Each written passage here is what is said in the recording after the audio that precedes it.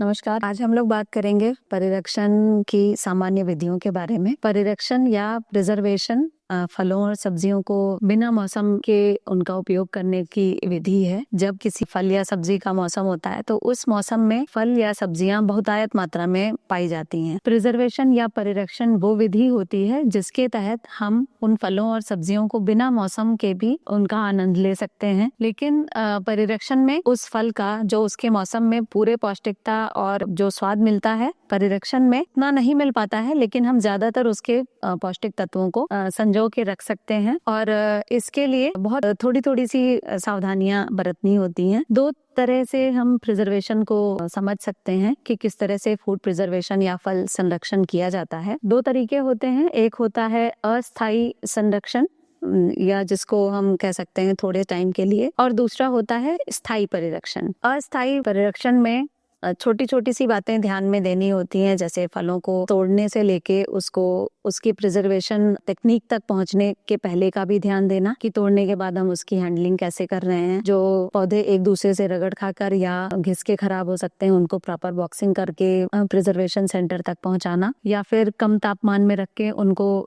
बचा के रखना। इसके अलावा हल्के जीवाणुनाशक का प्रयोग करके भी हम परिरक्षण किया जा सकता है फलों और सब्जियों को। जैसे कि ज्यादातर आपने देखा होगा जो टमाटर, टोमेटो केचप या फिर सॉस वगैरह बनते हैं, इसमें बहुत माइन्यूट से प्रिजर्वेटिव्स होते हैं जो कि उसको अस्थायी संरक्षण, मतलब जब तक की बोतल खुली नहीं होती है तब तक वो उसको प्रिजर्व करते हैं, और खुलने के बाद भी आप उसको बिना फ्रिज के भी बाहर भी रख सकते हैं, लेकिन उसमें उतना ज्यादा रसायनों का प्रयोग नहीं किया जाता है। और इसके अलावा नमक, चीनी, ये सब थोड़े थोड़े से आइटम्स जो डाल के कर सकते हैं। इसके अलावा नमी या हवा को दूर रखना जो है, दूर रख के भी हम फलों और सब्जियों को खराब होने से बचा सकते हैं, संरक्षित कर सकते हैं। संरक्षण इनको हटा के भी किया जा सकता है, जैसे कि जो चिप्स वगैरह होते हैं, पोटैटो चिप्स या कोई भी होता है, तो हम लोग उसको प्रिजर्वेशन मतलब उसको चिप्स बना के सुखा के रख लेते हैं, लेकिन उसके बाद भी अगर डिब्बे में हवा जा रही है, नमी जा रही है, तो वो चिप्स बनने के बाद भी खराब हो सकते हैं। तो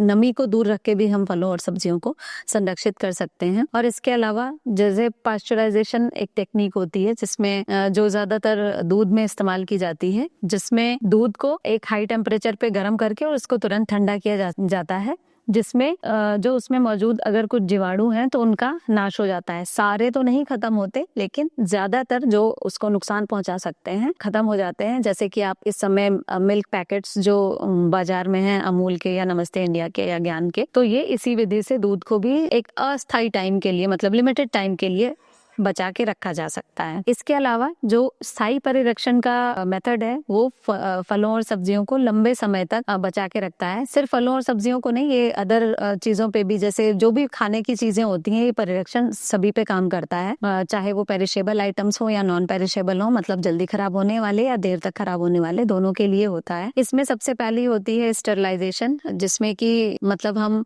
100 डिग्री पे बॉईल करके उसके जीवाणुओं या कीटाणुओं को रोक सकते हैं। जैसे कि हम दूध में करते हैं कि दूध को जब भी गर्म कर दिया जाता है 100 डिग्री तक, उसके बाद वो अगर बहुत ज्यादा गर्मी नहीं है तो वो कुछ घंटों के लिए सेफ हो जाता है। इसीलिए गर्मी में बार बार दूध को गर्म करना पड़ता है, जबकि ठंडी में ऐसा नहीं होता है, क्योंकि ठंडी में इतना ज्यादा टेम्परेचर नहीं होता है कि दूध जो है वो खराब हो। और इसके अलावा दूसरा, चीनी या नमक का यूज करके भी हम अस्थायी परिरक्षण कर सकते हैं।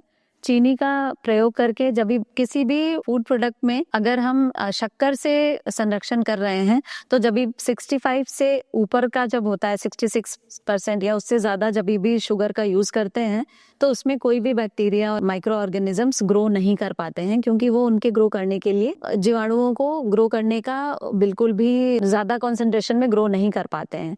इसी विधि से जो है, जैसे जैम, जेली, मुरब्बा, ये सब प्रिजर्व किए जाते हैं बिना किसी प्रिजर्वेटिव के। ज्यादा नमक का इस्तेमाल करके भी हम लोग बना सकते हैं, प्रिजर्व कर सकते हैं, फूड आइटम्स को संरक्षित कर सकते हैं।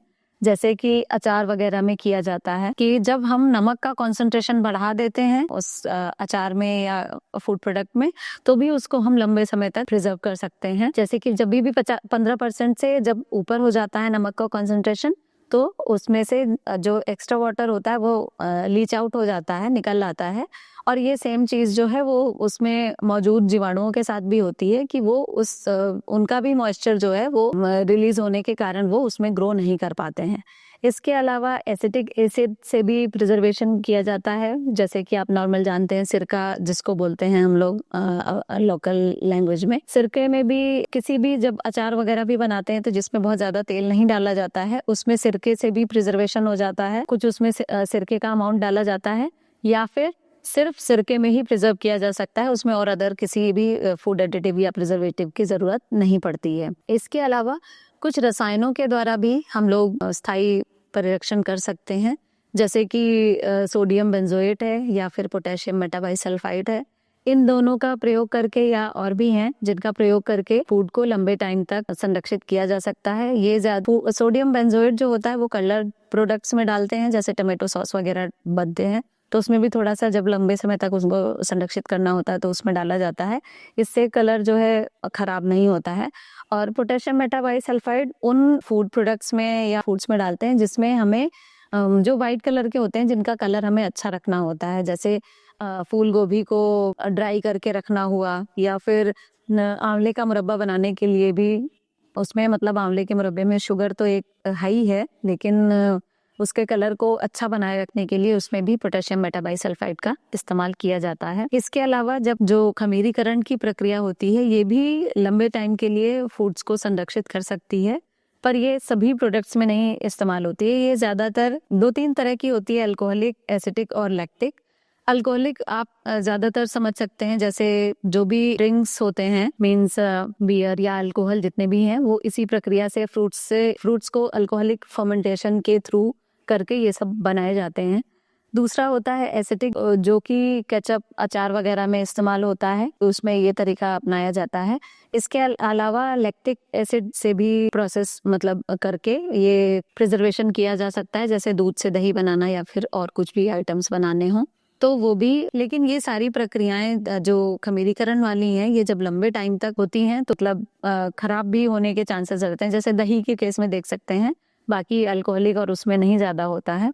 इसके अलावा अगर किसी फूड आइटम को हम लोग सुखा के उसका बिल्कुल मॉइस्चर लेस कर देते हैं तो वो भी फल परिरक्षण या सब्जी परिरक्षण या जैसे दूध वगैरह में भी होता है, बिल्कुल मॉइस्चर उसका हटा के इसको बिल्कुल ड्राई करके ड्राई रूप में भी उसको रखा जा सकता है। जैसे कि इसी प्रक्रिया से निर्जमीकरण से कुछ फ्रूट्स को प्रिजर्व किया जा सकता है, जैसे किशमिश है, छुआरे हैं, अंजीर है।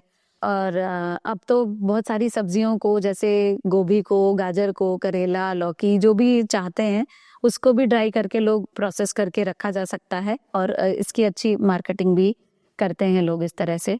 तो ये कुछ स्थायी और अस्थायी तरीकों का प्रयोग करके हम परिरक्षण के तरीकों को अपना के फलों और सब्जियों को बिना मौसम के और बिना टाइम के उनका आनंद ले सकते हैं। स्वाद में थोड़ा बदलाव हो सकता है पर पौष्टिकता ज्यादा उनकी खराब नहीं होती है। धन्यवाद।